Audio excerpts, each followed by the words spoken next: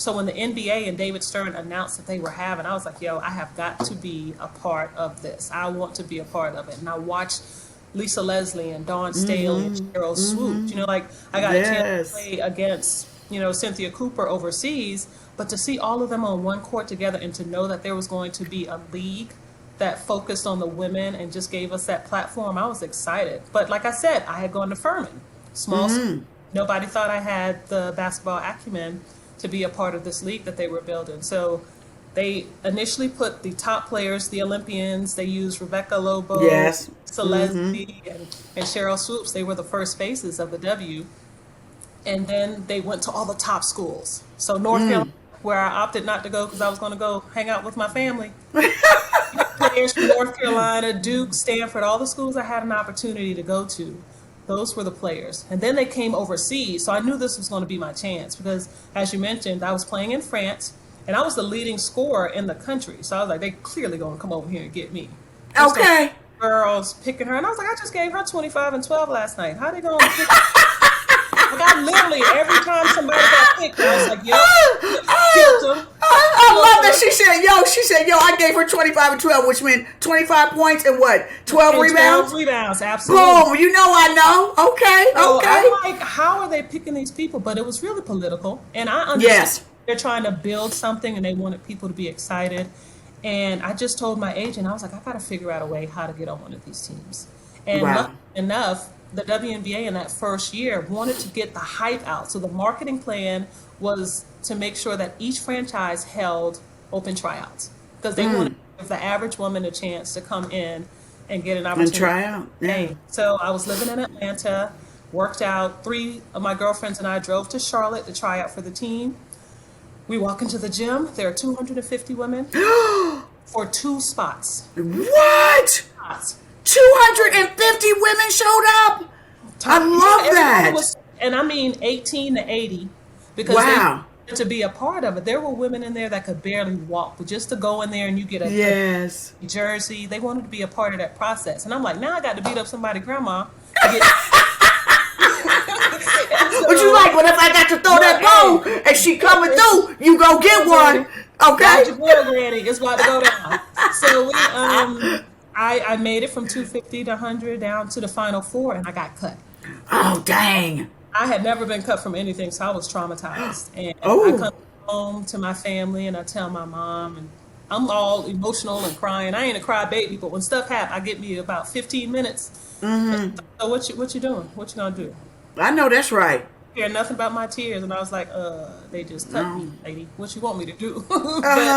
So I did some research and I found out that Cleveland was having their tryouts the following weekend. I talked my boyfriend to driving with me to Cleveland and trying out, and same thing, 250 women went in with a different mindset, worked even harder, and by the end of it, the coach told me, Rusha, you had a great tryout. We're going to let you be a practice player. I'm like, practice player? Dang. Well, you didn't get cut, though. But you didn't get cut. You didn't get cut now. Okay. What I'm telling you, I didn't tell her. I was just thinking it in my head. I was just excited.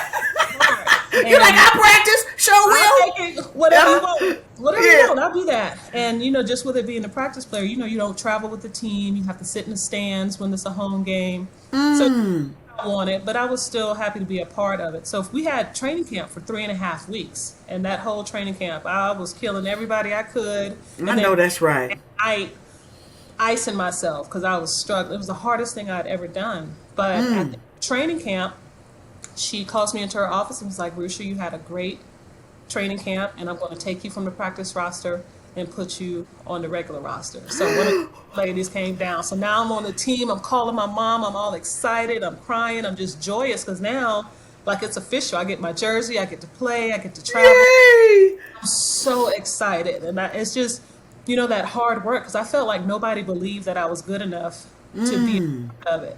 And I worked and I got it. And it was just, so we're 7 games in. She calls me in the office. Now I'm scared. Like, oh, Lord, what did I do? You're like, don't cut me.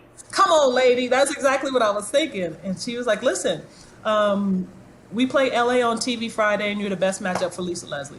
And I was like, ain't no best matchup for Lisa Leslie.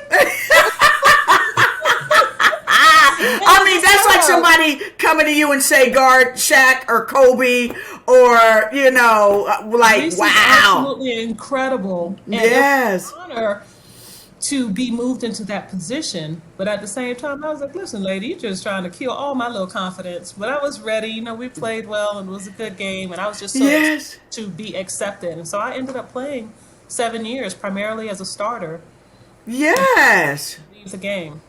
I love. Okay, now where was that you said you played in Cleveland for 7 I played years? in Cleveland Rockers for 6 years. And then that Yes. last I played for Charlotte, the team who Okay. initially. I was then I on their team. I love it. So your family got to see you play in All the Cleveland, time. and yeah, I love that. Cleveland, So Charlotte, New York. They could travel then because you can jump on a plane or even take a car ride. We have 3 games in a weekend. They'll come up, stay Thursday through Monday, and it's fine. But you couldn't just jump over to Spain or Italy or yeah, France. now, well, see, I was going to ask you that in the off season. Did you still go play overseas? Absolutely. Yeah, she said I went and I got made that my money coin. overseas, I know yeah. that. Okay. I don't play about my money now. I don't play. I cannot play about my money. So no, I See? played overseas. So I was doing year round like a lot of the players do now. So I would be overseas from like October to April, then come back to W, play from May to Yeah. October to September. And it was year round for 7 years.